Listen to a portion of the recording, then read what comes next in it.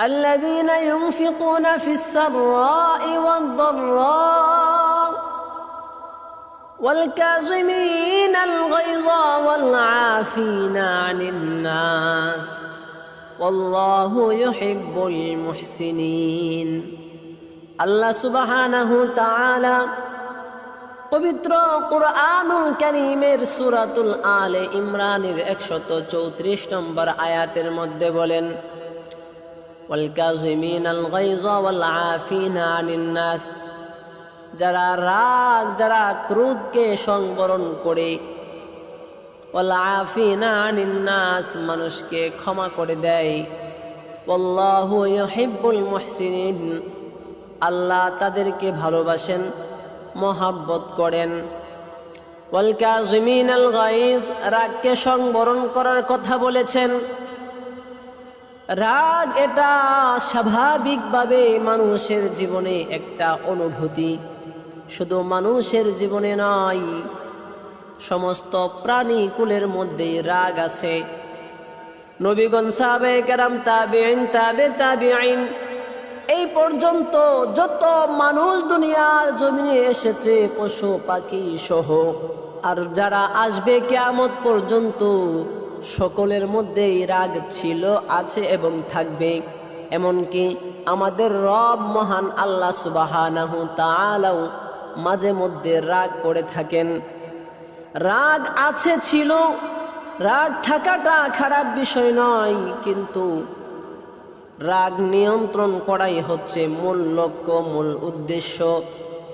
রাগকে নিয়ন্ত্রণ করলে আল্লাহ সুবহানাহু তাআলা ভালোবাসেন, পছন্দ করেন। এই রাগ কেন আসে, কখন আসে? মানুষ যখন নৈরাশ্য হয়ে পড়ে কোনো কিছুতে, মানুষের অপছন্দনীয় কোনো কাজ যখন করা হয়, মানুষের সমালোচনা যখন করা হয়, যখন কোনো কিছুতে হতাশাগ্রস্ত হয়ে পড়ে, এমত অবস্থায় মানুষের বিবেকের মধ্যে আঘাত লাগে। এটার মধ্যে যখন আঘাত লাগে, মানুষ তখন রাগ করে ফেলে, তার মধ্যে ক্রোধ চলে আসে। রাগ আসার আরো বিভিন্ন কারণ আছে। রাগ যদি আসে আমাদের মধ্যে, রাগকে যদি আমরা নিয়ন্ত্রণ না করি, যারা রাগকে নিয়ন্ত্রণ করে আল্লাহ সুবহানাহু তাআলা তাদেরকে ভালোবাসেন। সুতরাং রাগ যারা নিয়ন্ত্রণ করবে না, আল্লাহ তাদেরকে অপছন্দ করেন। যেহেতু নিয়ন্ত্রণ করলে ভালোবাসেন, নিয়ন্ত্রণ না করলে অবশ্যই তাকে ঘৃণা করবেন। শুধুই কি আল্লাহ সুবহানাহু তাআলা ঘৃণা করেন? এই রাগ আর ঘূর্ণিঝড়ের মধ্যেও অনেক তফাৎ আছে, যদিও কিছুটা মিল। ঘূর্ণিঝড়ও ক্ষতি করে, রাগও মানুষের ক্ষতি করে, কিন্তু ঘূর্ণিঝড় তুফানের চেয়েও বেশি ক্ষতি করে রাগ। ঘূর্ণিঝড় এসে মানুষের ঘর বাড়ি ভেঙে দেয়, মানুষ কষ্ট পায়, একজন আরেকজনের প্রতি রাগ করে না। ঘূর্ণিঝড় আল্লাহর পক্ষ থেকে এসেছে। রাগ এটা মানুষের ঘর বাড়ি ধ্বংস করে কম, মানুষের মন ধ্বংস করে বেশি। এই রাগ যখন আসে, স্বামী স্ত্রীর মধ্যে সম্পর্ক ছেদ হয়ে যায়। রাগ আসলে, রাগ যদি নিয়ন্ত্রণ করা না হয়, সন্তান পিতামাতার মধ্যে বিচ্ছেদ ঘটে। রাগ আসলে, রাগ যদি নিয়ন্ত্রণ করা না হয়, বন্ধু বান্ধবের মধ্যে সম্পর্ক ছেদ হয়ে যায়। এই রাগ যদি আসে, নিয়ন্ত্রণ না করলে আত্মীয় স্বজনদের সাথে সম্পর্ক ছেদ হয়ে যায়। এমনকি রাগের কারণে রক্তের সম্পর্কের আত্মীয় সেজন একজন আরেকজনকে মেরে ফেলতেও দ্বিধাবোধ করে না। এমন ঘটনা আমরা বহু শুনেছি। এই রাগ আসলে যদি নিয়ন্ত্রণ করা না হয়, এত পরিমাণ ক্ষতি হয় যা ভাবাও যায় না, কল্পনাও করা যায় না। সুতরাং রাগকে সংবরণ করতে হবে, রাগকে সংযত রাখতে হবে, রাগকে গোপন করতে হবে। যদি আমি রাগকে সংবরণ করতে পারি, আল্লাহ সুবহানাহু তাআলা আমাকে ভালোবাসবেন। হাবিবে কিবরিয়া মুহাম্মদুর রাসূলুল্লাহ সাল্লাল্লাহু আলাইহি ওয়াসাল্লাম ইরশাদ করেন, লাইসা শাদীদু বিসসুরা। ও সাহাবায়ে কেরাম, তোমরা কি জানো বীর পুরুষকে, বাহাদুর কোন ব্যক্তি?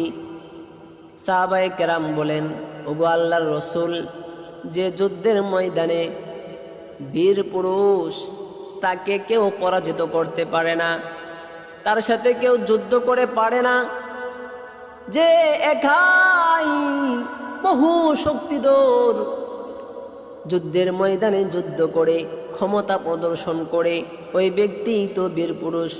আল্লাহর রাসূল বলেন, না না, যে যুদ্ধের ময়দানে রণাঙ্গনে যে বহু মানুষের সাথে একাই যুদ্ধ করে তরবারি চালাই বিজয় লাভ করে, সে বীর পুরুষ নয়, তার চেয়েও বড় বীর পুরুষ হইল ইন্নামাশ শাদীদুল্লাযী ইয়ামলিকু নাফসাহু ইনদাল গদব। যেই ব্যক্তির মধ্যে রাগ চলে আসলো, ক্রোধ চলে আসলো কোনো কারণে, আর রাগকে কন্ট্রোল করতে পারলো, কন্ট্রোল করলো, সংবরণ করলো, আল্লাহর রাসূল বলেন ওই যোদ্ধার চেয়ে এই যোদ্ধা যে রাগকে নিয়ন্ত্রণ করলো সেই হইল বীর পুরুষ। রাগকে নিয়ন্ত্রণ করবেন কিভাবে?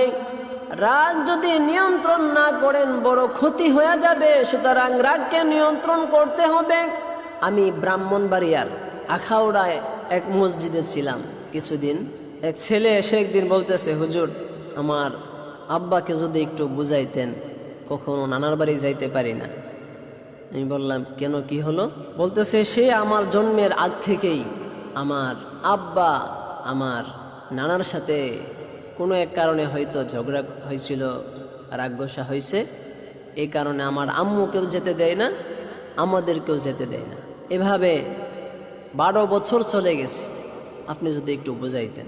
দেখেন, রাগের কারণে 12 বছর যাবৎ শ্বশুর বাড়িতে যায় না, এদিকে নাতি নাতকর ছাড়া নানা নানি এবং তার মেয়ে, মানে রাগ কি করতে পারে।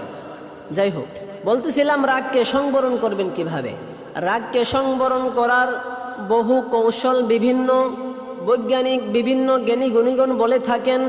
হাবিবুল্লাহ রাসূল আরবি মুহাম্মদুর রাসূলুল্লাহ সাল্লাল্লাহু আলাইহি ওয়াসাল্লাম আমাদেরকে রাগ নিয়ন্ত্রণ করার কিছু কলা কৌশল শিক্ষা দিয়ে গিয়েছেন।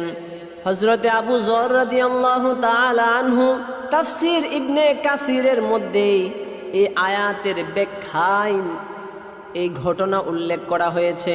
হযরত আবু যর রাদিয়াল্লাহু তাআলা আনহু একদা একটি কূপের নিকট দাঁড়িয়েছিলেন। এমত অবস্থায় একদল লোক আসলো, এদের মধ্য থেকে একজন কূপের মধ্যে নেমে গেল। হযরতে আবু যর রেগে গেলেন, খুব রাগান্বিত হলেন, কিন্তু চুপ রইলেন, দাঁড়ানো অবস্থা থেকে বসে গেলেন। মানুষ একটু অবাক হলো। অল্প কয়েক মিনিট পর আবার বসা থেকে তিনি শুয়ে পড়লেন। ওই লোকজনের মধ্যে কৌতূহল জাগলো, ওগো আবু যর, আপনি দাঁড়ানো অবস্থা থেকে বসে গেলেন, বসা থেকে আবার শুয়ে পড়লেন, কারণটা কি?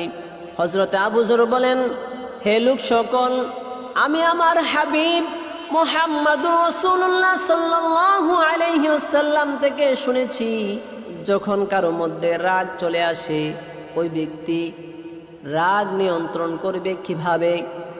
আল্লাহর রাসূল বলেন, যদি দাঁড়ানো অবস্থায় তোমাদের কারো মধ্যে রাগ চলে আসে, তাহলে দাঁড়ানো অবস্থা থেকে তোমরা বসে যাইবা।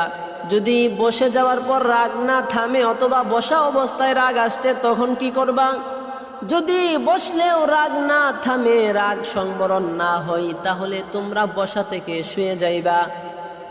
আমি আমার রাসূলের সেই কথার উপর আমল করেছি, আমার রাগ এসেছিল, এজন্য আমি বসে গেলাম, বসা থেকে শুয়ে পড়লাম। এমনই বহু ঘটনা বহু তাফসীর হাদিসের কিতাবের মধ্যে বর্ণিত আছে। যদি তাও রাগ নিয়ন্ত্রণে না আসে, আরেকটা সুন্দর কৌশল আল্লাহর রাসূল শিক্ষা দিয়েছেন। হাবিবে কিবরিয়া মুহাম্মদুর রাসূলুল্লাহ সাল্লাল্লাহু আলাইহি ওয়াসাল্লাম বলেন, রাগ আসে শয়তান থেকে, আর শয়তান হলো আগুন থেকে সৃষ্ট। আগুনকে পানি দ্বারা নিবানো হয়। সুতরাং তোমাদের কারো মধ্যে যখন রাগ চলে আসে, তোমরা ওই রাগ যখন আসবে তখন ওযু করতে শুরু করবা, ঠান্ডা পানি নিয়ে ওযু করতে শুরু করবা, রাগ নিয়ন্ত্রণে চলে আসবে। কত সুন্দর কৌশল আল্লাহ রাসূল আমাদেরকে শিখিয়ে গেছেন। যদি রাগ নিয়ন্ত্রণ না করতে পারি, বহু বড় বড় ক্ষতি আমাদের জীবনে হয়ে যাবে যা আমরা ভাবতেও পারবো না। রাগ চলে যাবার পর আমরা বুঝতে পারবো। সুতরাং এখন কথা হচ্ছে, রাগ নিয়ন্ত্রণ করবেন ঠিক, কখন করবেন, কতদিনের জন্য করবেন, আর রাগ নিয়ন্ত্রণটা কেন করবেন। রাগ নিয়ন্ত্রণ না করলে ক্ষতি হয়, কিন্তু আল্লাহর রসুলের ভালোবাসা, আল্লাহর ভালোবাসা পাওয়ার জন্য রাগ নিয়ন্ত্রণ করতে হবে। অল্প কিছুক্ষণ সময়ের জন্য রাগ নিয়ন্ত্রণ করলে হবে না। যতদিন হায়াতের জিন্দেগিতে আপনি বেঁচে থাকবেন, ততদিনের জন্য তার প্রতি আপনার রাগ উঠায় নিতে হবে এবং তাকে ক্ষমা করে দিতে হবে। শুধু রাগ নিয়ন্ত্রণ করলেই আল্লাহর ভালোবাসা পাওয়া যাবে না। ওয়াল কাযিমিনাল গায়য ওয়াল আফিনা আনিন নাস, রাগ নিয়ন্ত্রণ করতে হবে এবং ক্ষমাও করে দিতে হবে। আজকে আমি রাগ নিয়ন্ত্রণ করলাম, কিন্তু প্রতিশোধ নেওয়ার স্পৃহা মনের মধ্যে রয়ে গেছে। যখন আমি সুযোগ পাবো তখন ঠিকই প্রতিশোধ নিব, এই স্পৃহা মনের মধ্যে যখন আছে, এই রাগ নিয়ন্ত্রণ করলে আল্লাহর ভালোবাসা পাওয়া যাবে না। আজকে আমার ক্ষমতা নাই, এজন্য আমি চুপ রইলাম, কিন্তু যখন আমার ক্ষমতা চলে আসবে আমি প্রতিশোধ নিব, এই ধারণা মনে মনে রাখলাম। যখন আমার ক্ষমতা আসবে আমি ঠিক প্রতিশোধ নিব। এই সমস্ত ক্ষমাকারীদেরকেও আল্লাহ ভালোবাসেন না, ভাসবেন না। এই সমস্ত রাগ নিয়ন্ত্রণকারীদেরকেও আল্লাহ পছন্দ করবেন না, ভালোবাসবেন না। এই রাগ যদি আমি আপনি নিয়ন্ত্রণ করি, আল্লাহ সুবহানাহু তাআলা কুরআনুল কারীমের মধ্যে বলেন, ওয়াল্লাহু ইউহিব্বুল মুহসিনিন, যারা রাগ নিয়ন্ত্রণ করে, সংবরণ করে, ওয়াল আফিনা আনিন নাস, এবং মানুষকে ক্ষমা করে দেয়, আল্লাহু ইউহিব্বুল মুহসিনিন, আল্লাহ তাদেরকে ভালোবাসেন। এই আয়াতের ব্যাখ্যা প্রসঙ্গে তাফসীর ইবনে কাসিরের মধ্যে লিখেন, আল্লাহ সুবহানাহু তাআলা বলেন, হে আদম সন্তান, তোমরা যদি আমার কথা স্মরণ করে তোমরা তোমাদের রাগকে নিয়ন্ত্রণ করো, তাহলে আমি আল্লাহ কথা দিলাম, যখন তোমরা কোনো অপকর্ম, ভুল কোনো কাজ, অপরাধ, কোনো গুনাহের কাজ করে ফেলো, আমি আল্লাহ সুবহানাহু তাআলা তোমার উপর রাগান্বিত হব না। আমি আল্লাহ সুবহানাহু তাআলাও তোমাদের উপর রাগান্বিত হব না। শুধু রাগান্বিত হব না তা নয়, তোমরা যখন কোনো বিপদ বালা মুসিবতের মধ্যে পড়বা, এই রাগ নিয়ন্ত্রণ করার কারণে আমি আল্লাহ তখন তোমাদের সহায় হয়ে যাব, হেফাজত করব। আল্লাহ সুবহানাহু তাআলা আমাদের সকলকে রাগ নিয়ন্ত্রণ করার এবং মানুষকে ক্ষমা করে দেওয়ার এমন মন মানসিকতা আমাদের সকলের মধ্যে তৈরি করে দিক। সকলে বলেন আমিন।